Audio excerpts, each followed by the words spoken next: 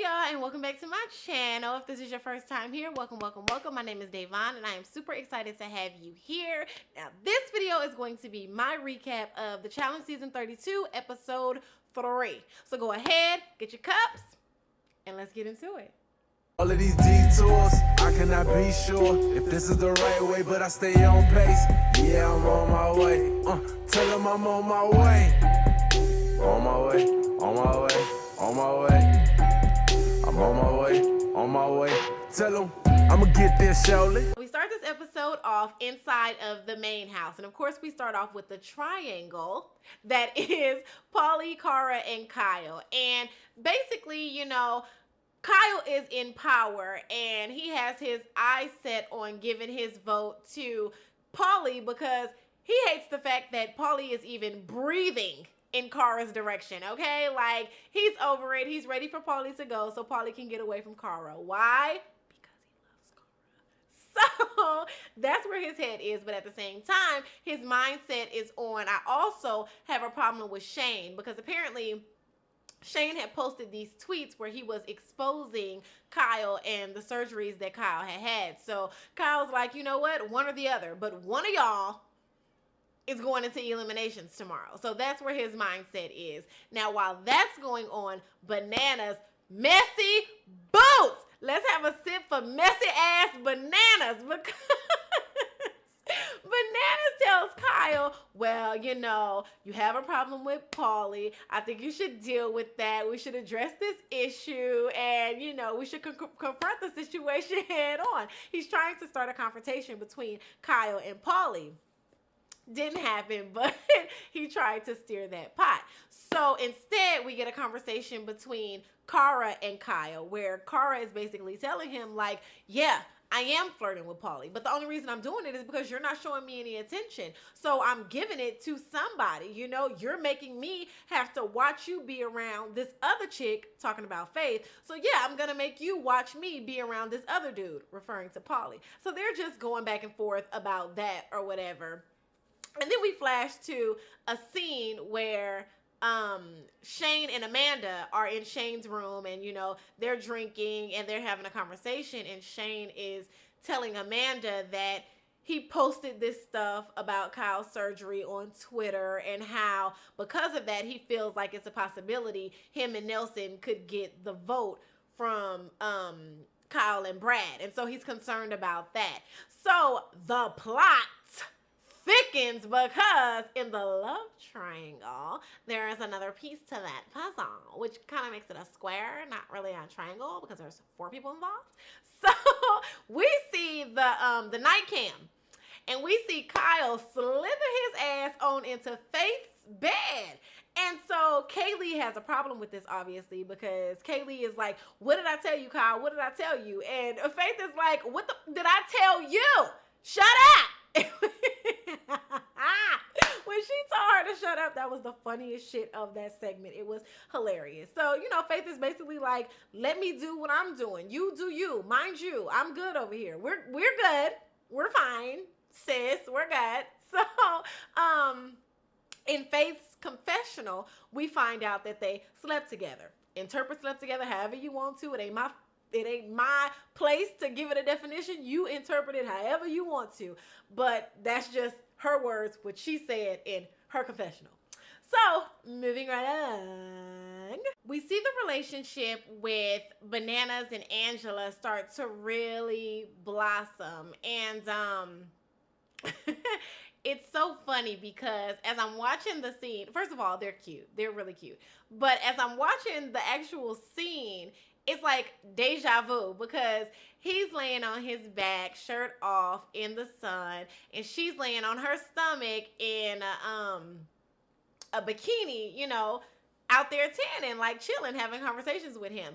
But last season, literally, this was the same exact scene. Exactly. of him and Natalie, you know, how their storyline began. You know, this is the same scene. He's outside, he's laying down, shirt off, and she's laying on her stomach in a bikini. And I thought that was the funniest shit ever, that it happened the same exact way. Dialogue a little different, but the intent was still the same. And I'm cracking up. I'm like, damn, Johnny, you couldn't even switch up your little Mac scenery one time. So, so that was funny. That was very interesting. Now, the good shit. TJ has everybody in the living room, and he's basically letting them know how nominations are going to work this season. Everybody is on the chopping block, which means the only way to really secure your safety this season is to win the challenges. That's it. That's all you can do. Brad and Kyle won the last challenge, the rings challenge. So their team is safe from being nominated to go into eliminations, but everybody else can get a vote thrown at them. Nobody else is safe other than that team. So TJ also lets them know that Brad and Kyle, because they won, they have the power vote. And what that means is their one vote counts as two. Meaning if they decide to vote for your team, that's not one vote from that team, that's two votes against you and your partner. So TJ also lets them know that this season, voting is in secrecy. So what that means is you and your partner are going to go into this room where in secret, you guys will be able to deliberate amongst each other and decide on a team that you guys want to nominate to go into eliminations. But everything is a secret. Now, I personally think it's a dope twist. Like, I like it. You know, it's going to have people go into this room with their partner and not vote scary. You know what I mean? It's like, it's a secret. That person's never going to know that we voted for them. Or so they thought. So one by one, each team goes in there and they cast their vote of who they want to send into elimination. So that's that. Voting is done. Everybody is went in there and cast their vote. And so now TJ lets them know that they're not going to find out who's going into eliminations right now. They're going to find out that night at Armageddon. So what that means is everybody needs to pack their bags. And I thought that was so dope because it was like, you never know who it's going to be. It could be anybody. So everybody pack your shit. Everybody pack your shit. That's the funniest shit ever. So yeah, y'all, now we're going to Armageddon. Man, Armageddon is so dope. The lights, the setup. I mean, just walking up to Armageddon, it's like, you just feel like a champ. Like you just ready to go to battle. Even, you know, if you feel like you safe and you ain't, you know, you ready to go to battle because it's just so dope. And it makes you want to compete. Going up to Armageddon and just seeing the whole scenery and everything, it makes you want to compete because it gets you in this hype mood. So everybody gets there and TJ lets them know that the lights are going to light up and the person with the most votes is going to be revealed. So all the lights come up and shocker, the most votes go to Natalie and Pauly. And I mean, you know, that's the bandwagon vote right now. Let's get the Big Brother people out. Not just the rookies, not just the newbies, the Big Brother people specifically. Let's get them out of this game. So a lot of votes went to, well, the majority of the votes went to Natalie and Pauly. So they come down with TJ and, you know, TJ's like, well, with that being said, would you like to know who voted for you? And Natalie's like, yeah. So then the lights start to go again. And once they stop, we see all the teams that voted for Natalie and Pauly. And so Natalie and Pauly are like, you know, some of them lights shouldn't be on. Like, what's up? So TJ then lets them know of all the lights that are on, all of these teams that voted for you, you get to pick one of the teams to go up against in eliminations. And so Pauly and Natalie go off to the side to deliberate and, you know, talk it out. And the two teams that they're going back and forth about are Joss and Sylvia and Cam and Kaylee. And in my opinion, you know, I agree with Pauly. I'm sorry, what? What I just said? What? I agree with Pauly. I think they should have picked Joss and Sylvia because I feel like it would have been better for them as a team. But, you know, Natalie is so hell-bent on this vendetta she has with Kaylee that she needs to she felt like she needed to deal with that. You know, her mentality was, you talked all that shit on social media, and so now I'm going to be the one to take you out of this game. So I feel like in that moment, she allowed her pride to control her decision. You know, that's my girl. I support her 3,000%, but that's just my opinion in that moment. I felt like she let her pride get the best of her in that situation. So, they go back over to the group and they let everybody know that they decided to take Cam and Kaylee into eliminations with them. And Cam is pissed. Cam is like, you know, this was my concern. This is what I talked to you about. My partner is your vendetta. So I knew at some point it was going to be an issue. And so now it's time to go to battle. Cam is in challenge mode. Paulie is in challenge mode, and everybody is just ready to beast this shit out and get it over. We see the puzzle, and how it works is one person from each team is going to be attached to this bungee cord, rope, string, cable thing shit, and it's going to allow them to be able to go back and forth and collect puzzle pieces to take over to their partners. Now, their partners are trapped inside of this cage, but as their partners bring in the puzzle pieces, it's their job to, first of all, build the puzzle. It's a 3D puzzle. Build the puzzle and then crawl to the top of the puzzle, crawl out of the cage, and then boom, that means they won. Now, these bands, let's discuss that. Rigged or not.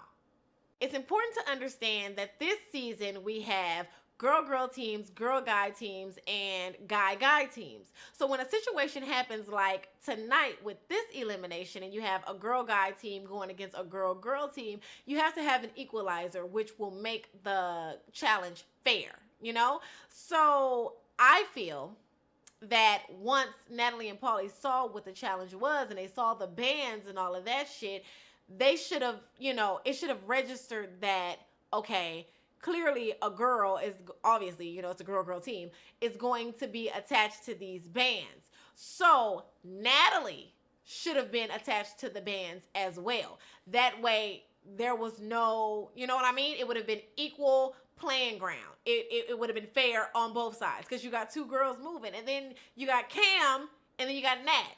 So, you know, it just would have came down to who could have moved the puzzles the fastest. And then you got Paulie inside the cage building the puzzle, and Kaylee inside the cage building this puzzle. So now it's fair. You know, I feel like the decision making with that whole night was a little off, which is understandable because you're in the moment, you know, and it's like, damn, I could be going home, I could be out of the running for the $1 million, like shit. So when you're making these decisions, you don't really have time to sit back and think about them. So you just kind of just go. So first thing is, I think they should have chosen Joss and Sylvia. And then the second thing is, since they didn't, I feel like they should have reversed roles and Paulie should have been doing the puzzle while Natalie was on the ground attached to the cords moving the pieces. Hindsight 2020.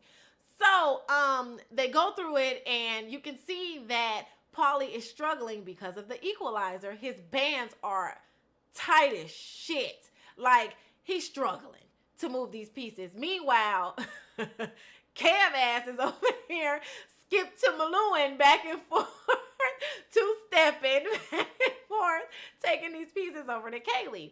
And so Paulie is starting to get frustrated because it's taking a lot of effort out of him. Like, if Paulie wanted to get these pieces over to Natalie, he was going to have to put in the work. That's how tight his bands were. Like, you, sir, are about to put in this work. So, that happens.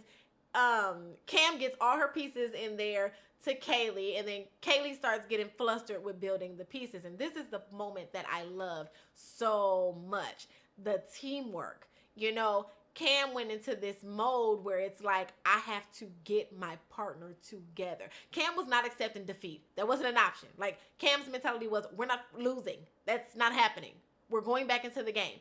And you are the key to us getting back into that game. So let me go ahead and show you how to work this thing. So she's coaching her partner. She doesn't, you know, talk down to her partner. She's not bashing her partner, like none of that. She's telling her, we got this, you got this, just focus, clear your mind, tune everybody out. You know, she's giving her great directions and great instructions. And Kaylee calms down. She focuses and she's able to complete the challenge and crawl out. And so they win and they're able to go back into the house and continue to compete for the $1 million. So now Natalie and Paulie are hot. Like, they're pissed because now, you know, nobody knows about a redemption house. So in their mind, they're leaving South Africa. You know, they are under the impression all of us are at home, you know?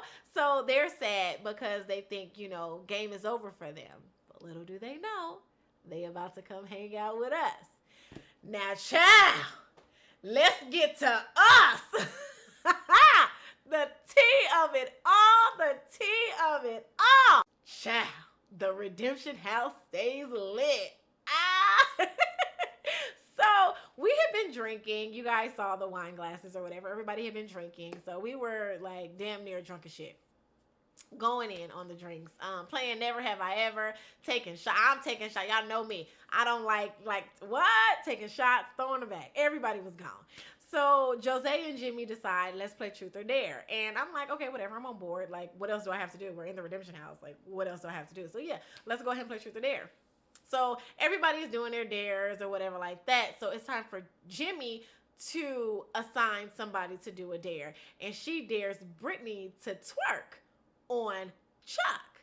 Now, I thought that she was going to turn it down because sis has a whole ass man over at the main house.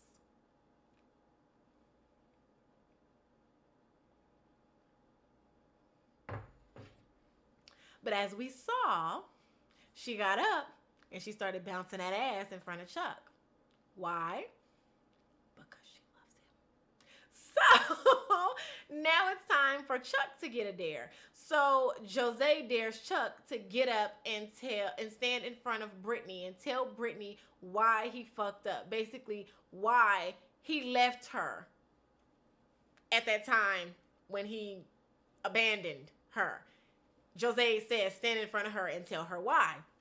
And he says, no, I'm not doing that. So he gets up and he walks off. And, you know, he has an attitude. He's pissed off because he doesn't want to deal with that. He was just trying to enjoy his night. And let me put a pin right there. Like, pause.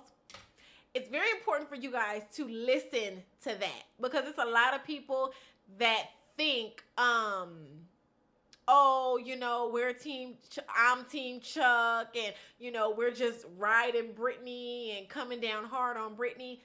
Listen to what he said. Stand in front of Brittany and tell her why you fucked up. So at that time, in that moment, we all thought it was Chuck's fault. We all thought Chuck was the bad guy. We all were trying to, you know, root for her to be able to get this closure. So yeah, Chuck, go in front of her and tell her why you fucked her over the way that you did. At that time, that's how we felt. Play. Moving right along. So they're arguing and I'm trying to eat. Y'all know how I am when I get around my food. Like, I don't need all this negative energy around my food. I'm just trying to eat and y'all want to yell and go back and forth. But it's funny as shit. And me and Jose drunk, we high-fiving across the table and shit. Like, at this point, it's comedy. But I'm still trying to eat. Like, I don't need all this negative energy around my food. So, we then see, you know, Brittany all up in Chuck's face. She's cussing him out. You don't listen, Charles. Charles. Like, she's going off. And so we go upstairs and she's still going at it with Chuck. Chuck is trying to reason with her and she's still going off. She's going off. So Chuck walks away. And when Chuck walks away, that's when y'all see me go, ooh, this bitch is batshit crazy. Now, let me tell you why.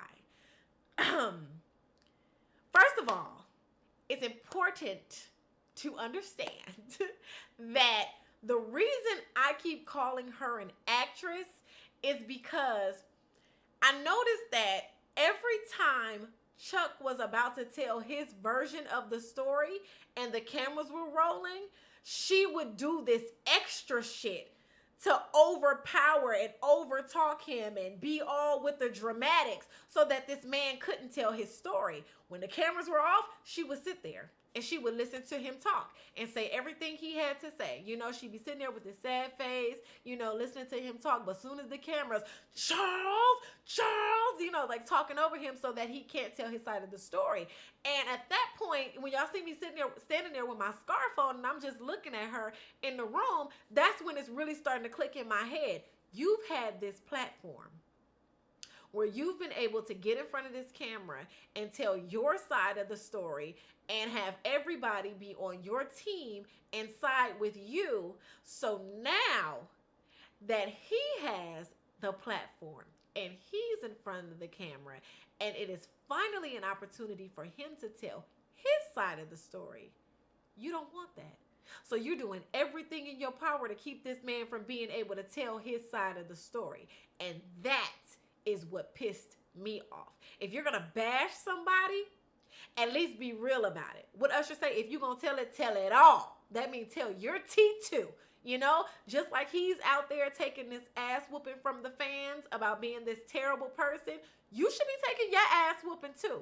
You know, because he's not an angel. He's not innocent by far. And don't think that I didn't check him, because when the story came out and I found out the shit that he did, I was like, oh.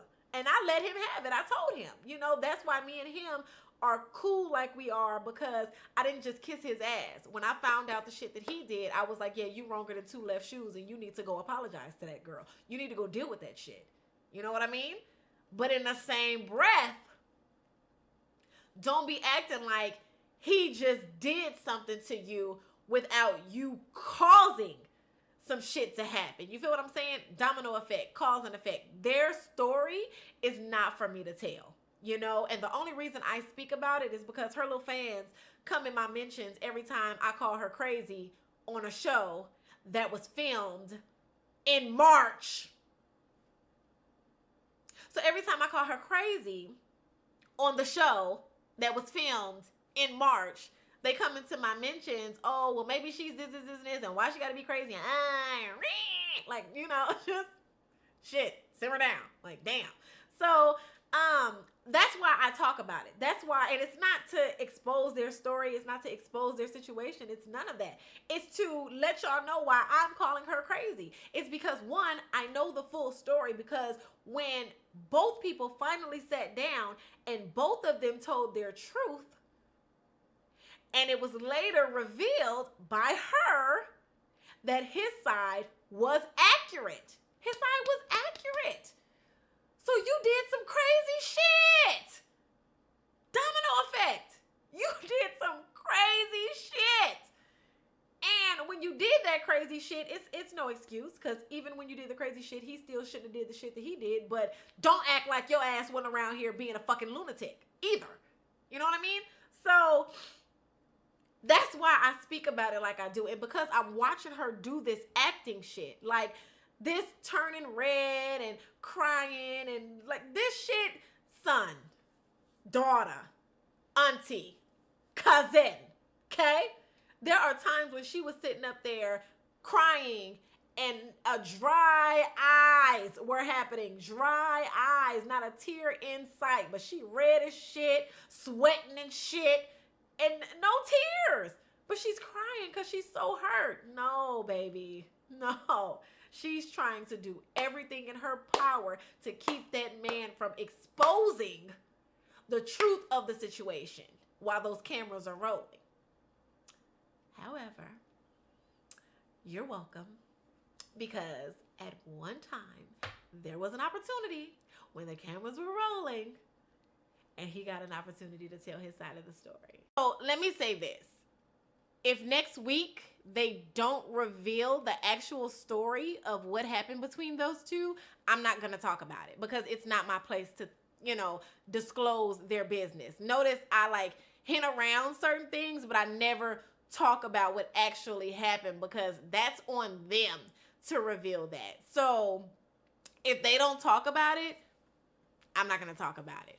But if they play that footage, oh, get your cups, get your cups. Because it's fair game at that point. It's on TV. Why I can't talk about it then? Like, it's out in the public. It's open. Like, I can discuss that. So, Yeah, but if they don't show it, then guys, I can't talk about it because that's not cool. Like, that's not cool. I'm not gonna do that. So, did you guys enjoy this recap? It's a lot going on, yo. It's a lot, and the plot only thickens. Like next week. Ha! Make sure you guys tune in to next week's episode. It's definitely going to be a good one. It's going to be interesting to see how everything plays out with the double cross and who ends up going back into the main house and then what happens with the redemption house. Like, it's going to be dope to see. Yeah, I'm excited. Thank you guys so much for coming over here and tuning into my channel. I'm super excited to always have you guys here. Your constant love and support is amazing. If you liked this video, make sure you like this video.